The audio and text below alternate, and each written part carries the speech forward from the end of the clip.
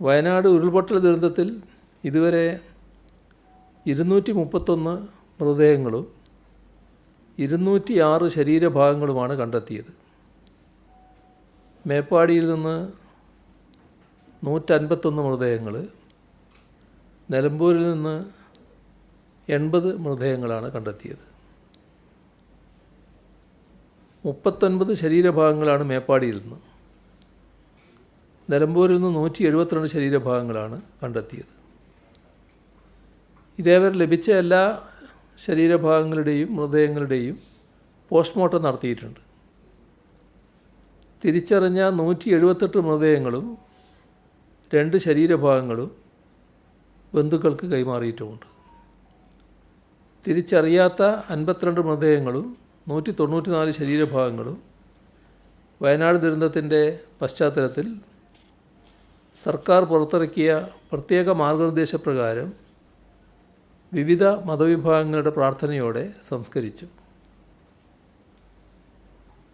നിലമ്പൂർ കുമ്പളപ്പാറ ഭാഗത്തു നിന്നും ഇന്നലെ 5 ശരീരഭാഗങ്ങൾ കൂടി കണ്ടെത്താനായി. അത് പൂർണ്ണമായും മനുഷ്യരുടേതാണോ എന്ന് സ്ഥിരീകരിച്ചിട്ടില്ല. ആ തരത്തിലുള്ള ഭാഗങ്ങളാണ് കിട്ടിയിട്ടുള്ളത്.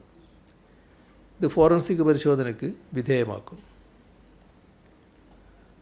മൃതദേഹങ്ങളും ശരീരഭാഗങ്ങളും ഉൾപ്പെടെ 415 സാമ്പിളുകളാണ് ശേഖരിച്ചത്. അതിൽ 401ൻ്റെ DNA പരിശോധന പൂർത്തിയാക്കിയിട്ടുണ്ട്. ഇതിൽ 349 ശരീരഭാഗങ്ങൾ 248 ആളുകളുടേതാണ്.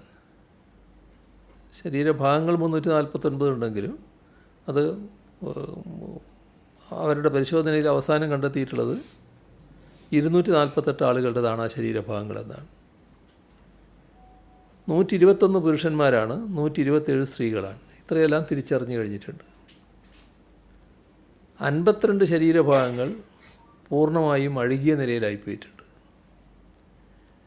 DNA പരിശോധനയ്ക്ക് 115 പേരുടെ രക്തസാമ്പിളുകൾ ശേഖരിച്ചിട്ടുണ്ട്. ബീഹാർ സ്വദേശികളായ 3 പേരുടെ ബന്ധുക്കളുടെ രക്തസാമ്പിളുകൾ ഇനി ലഭിക്കാനുണ്ട്.